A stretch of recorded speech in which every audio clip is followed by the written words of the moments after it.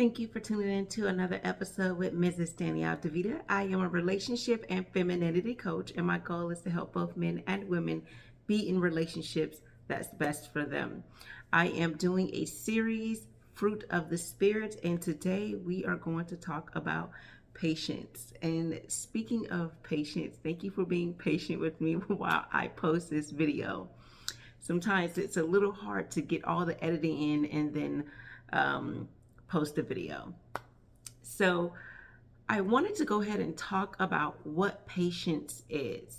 So just to give you a recap though, I wanted to talk about how we discussed love. You need to show love to others, not just your spouse or your significant others, but you want to be able to show love to everyone, because if you do it to one person and then not the other people in your life, it shows a lack of consistency and discipline. And so it may be harder for you to actually show true love. Sometimes when we are one way in one area or to one person, not the other, it just comes across as disingenuous, like you're putting on a facade. So, and all these things, yes, I am talking about relationships and romantic relationships, but you should practice these in all areas of your life so you can be genuine and authentic when it comes to your relationship, because you've been getting full practice in all your other situations. So you want to show love, you want to have a joyful spirit, and of course every situation is not going to be joyful, but you want to see the good in things, right? So you want to be joyful. You want to have peace, and peace is the inner peace where you fix all of the wounds that you have that is preventing you from having that inner peace. Once you get the therapy that you need and you resolve all of those wounds that you have, then you can be able to have peace in your relationships. You can have peace with yourself and a little bit more confidence in all of these fruit of this, in being able to do all these fruit of the spirits, because you're not walking around with a chip on your shoulder. Then we talk now about patience. And the reason why I wanted to bring those other ones up is because it takes patience to be able to bear these kind of fruit, right? In order to bear these kind of fruit, you have to make sure that the root is good, and you have to continue to nurture and water it, right? And so I know I'm speaking in as a metaphor, but think of this in your life. All of your feminine journey is not going to be easy. Being a wife, being a mother is not going to come easy. It takes time of you trying to be consistent at certain things, continuing on to that process, becoming more disciplined in these areas of your life, focusing on your weaknesses and where you can grow, instead of just only, of course you want to focus on your strength. And so but you want to look at your weaknesses and actually try to nurture that so you can grow, and that particular weakness can become a strength. So if patience is a weakness for you, then you would say, let me think before I react or speak. Let me take my time. So if you're speaking too quickly at a situation, you would say, let me slow down, let me pause and reflect. That's also having patience, because naturally I'm an impatient person. And so when you think about this, the opposite of patience is impatient. So I'm typically an impatient person. I want things quick and in a hurry. Or sometimes impatience can be where you don't want to wait till people are finished speaking before you speak. Impatient could be you are quick to speak after a situation without pausing and reflecting. So you're someone who put your foot in your mouth. You say something that only if you waited a few more seconds or given a little bit more time to mull over, right? You won't say things that you wish you could take back. Only if you only knew this, or if you only just paused and reflected, right? You wouldn't have done this if you didn't pause, if you were to assess the situation. And sometimes we move so quickly that we have a lapse of judgment. And this is where wisdom comes in that as well. So I've already done a series on wisdom, but understanding patience is going to help you get the wisdom that you need. That all comes with experience. You've probably been in a situation where you've said or done things so quickly and you wish you could have taken it back, knowing what you know now. And patience is a huge thing when you're in a relationship, because you're with someone who has most likely a different way of thinking, not on the standards part, but outside of your fundamental issues and standards that you have for a relationship to grow. And of course, just to give you a synopsis, your standard is maybe your faith, how you view life in the world, how you parent overall, the overall objective. You may have different strategies in how you like to do those things, but you have overall complete understanding of how you want things done, and they're typically synonymous.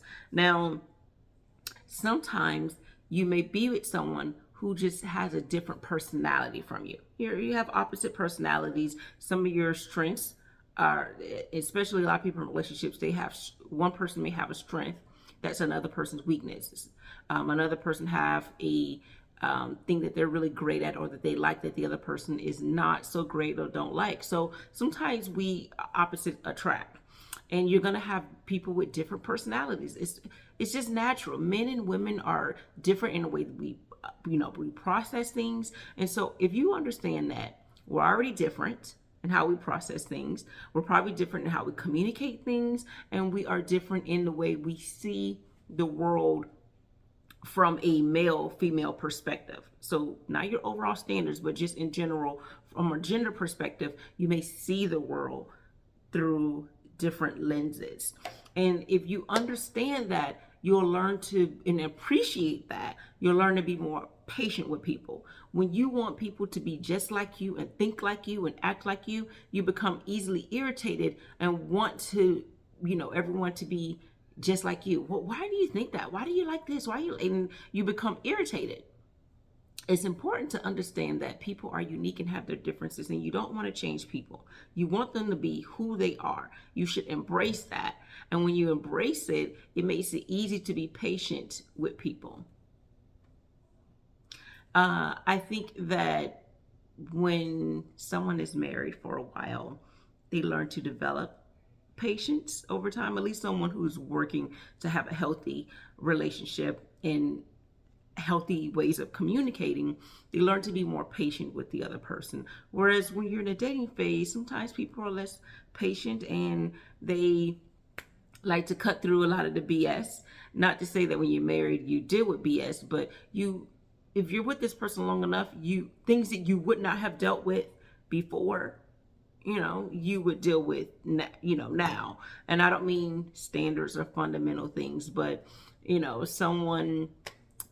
I'll give an example. Someone burps, right? No one would want someone to burp on a date. But when you're married, it's likely you're going to run into a situation where the person burps out loud, or where someone is chewing with their mouth open, right? These are little things that will be a pet peeve for you. You may not like this in this stage of your relationship, but you may be a little bit more patient. It's just like people who have children, where everything needs to be like this. They understand that they can't control everything in having children. You can't. So when you allow sometimes just a situation to move into the moment instead of having to control it, you develop a skill of patience. Embracing that is a great thing, because everything's not going to be in your control, and you're not going to have it when you want it. You may want your food now. You may want this person to answer the phone now. You may want this day to begin, but you can't force time. You can't always force people to do what you want. You can't force someone to say something or make a certain decision that you don't want. So sometimes we're not in control of things, and we have to learn to be patient, to allow a time to pass, a situation to pass, a moment. Maybe you're in a rough patch in your relationship, and only time, communication, because a lot of people say time heals all wounds. It takes a little bit more than just time. It needs to be some type of effective communication and nourishment on healing that situation that can also bring about true patience. Because just to sit and wait, but you're mulling and it's festering, this is whatever. So whatever this situation is, you allow it to fester. You're mulling over. You're irritated along the entire process. Is not patience. Just because you have to wait for something to come to a result doesn't necessarily mean patience. It's the way, the grace in which you handle that situation while you wait is what patience is. If you forgot everything I said, just understand that patience is not just plain waiting. It's the grace, the manner, the way you say or do something in the process. So how you handle the process of waiting is patience. So whenever you are wanting to get a resolution on something, maybe a situation, maybe you need to get through a healing of whatever it is, a healing of trust, dealing with betrayal, dealing with sadness, dealing with pain, dealing with being neglected, waiting for the other side, waiting for something good to happen on the other end. That process and how you deal with it is very, very important, because it's not enough. And I'll give a great example. So let's say you're someone who has an issue with allowing people to finish speaking. You're not really listening to them. You're just waiting for them to finish saying what they're saying so you can say what you need to say. If you also are someone who typically interrupts them because you're impatient and you say, you know what, I'm going to learn to wait till people finish. But in that process, while the other person's talking, you're not hearing anything they say. And then when they finish speaking, you say what you wanted to say. How are you getting better at being patient if you didn't learn anything through the process? You didn't learn how that person felt, what they thought. You didn't process it. You just said what you needed to say. So at the end of the day, you're still the same selfish person who wanted to get their point across. So if you are someone who is trying to be more patient, learning to hear other people's perspective is a great way of processing it with,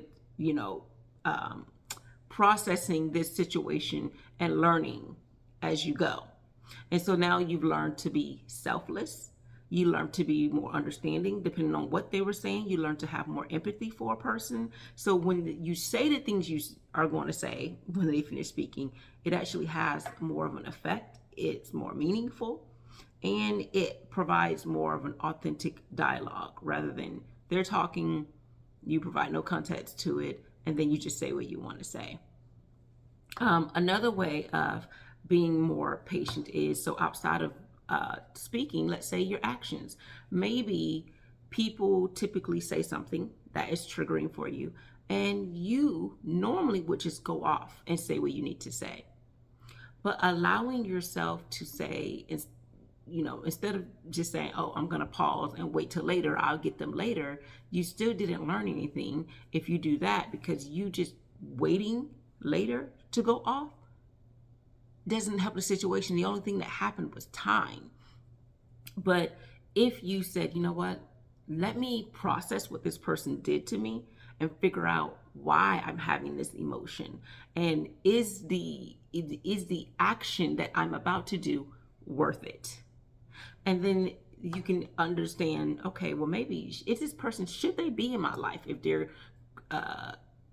triggering my emotions like that, knowingly, purposefully, right, with this intent. And then it helps you properly evaluate the relationship that you have with them and why you're having these emotions with this person. Why is this person triggering? And then you can resolve and heal, or whatever you need to do, restore that relationship or end that relationship. And the reason why I say restore, because sometimes it may not be a romantic partner. It may be a family member. It may be a parent. And you may need to restore that particular relationship or figure out what is causing these set of emotions going on. And sometimes it's a lot of things underneath that does need restoration. So patience is highly important. Patience allows you to experience and process a lot in that moment. And if you are faith-based, patience is critical as you're moving to the other side for some success that God has for you, or a blessing that God has for you, how you handle that process. In James 1, it says, count it all joy. That means in the process, while you're going through what you're going through, you should count it all joy. So I know we talk about joy as that being, but it's more so about in all that you're going through, in all that you're dealing with, knowing. And when you think about the other, when people say, there's morning at night, but there's joy in the morning, right? We look at that as just joy, but these particular scriptures are more than just about joy and rejoicing. It has to do with the process of waiting for time to pass so you can get to the other side. If you said, you know what, I don't have time to wait for the morning. I'm going to fix it. I'm going to do this, and this is my plan, and I'm going to be in control. As you can see, when you don't want to wait, you take things out of control of God and out of control of what things need to be done, and then you intervene. And sometimes we think things didn't go our ways because we got in our own way. We were intervening instead of allowing for things to happen in the order in which it should have. And that is what patience is all about. How to handle things in the moment as you're going through before you get to the other side. So if you are a person who is impatient, use these moments, find these moments where people would normally have you be impatient and have you go off the rails really quick without thinking. Maybe you are an impulsive person, right? Maybe it's not you saying or doing things that is, wrong or bad, but you're a person who is a risk taker and you're impulsive in your actions. Allow yourself time to pause and reflect. And think about the times when you did do that and what was the outcome, and the time that you were impulsive and what was the outcome. So making decision-making skills in split seconds, right? Sometimes you need to say, okay, if I do this, this will happen after this. So think of these things in your head. You don't have to sit down and write it down, but in your head, just briefly play it out in your head. Okay, if I do this, this will happen. If I do this, this will happen. What do I want? What decision do I want to make? Let me make the right choice in this. That's part of wisdom. So again, hopefully that this helped you with being a more patient person in all of your relationships. Again, we're talking about romantic relationships that I want you to be patient, in which I want you to be patient. However, in order for you to be patient at these relationships, you need to still practice in all of your other relationships. So it can be authentic, it can be real. It's something that when people see you, everyone can say, I can see a change in this person. This person has become more patient. They have become selfless, and all of the other fruits of the spirit that we discussed. You don't want just your spouse or your boyfriend or your girlfriend, your wife to say that you're patient. Everyone else still thinks that you're selfish and that you're impulsive, because then there's no real change. You're only changing for one particular person, and the goal is to change for you. And the only way you're going to change you is by being you to everyone, the patient version of yourself to everyone. Whether it's work, whether it's people, strangers, familial relationships, with your children, and especially. And that's kind of hard sometimes because it's hard to have control when you have children who are trying to come into their own, and you lose patience with that. So start with that if that's a struggle for you. All right. Thank you so much for tuning in to Mrs. Danielle Tavita. I'll have another video for you about the other fruit of the spirit. We have goodness, kindness, faithfulness, gentleness, and we have self-control. And we will be talking about those. So I hope to get those to you soon. I will be out of town a little bit, and I may not have access to my phone. I am going to try to get a little bit more videos out in the meantime. Thank you for tuning in. Take care.